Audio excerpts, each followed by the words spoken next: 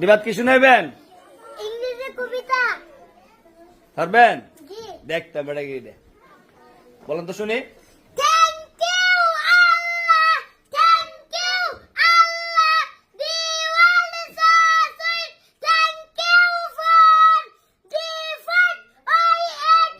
Thank you for the birds that sing. Thank you Allah for everything.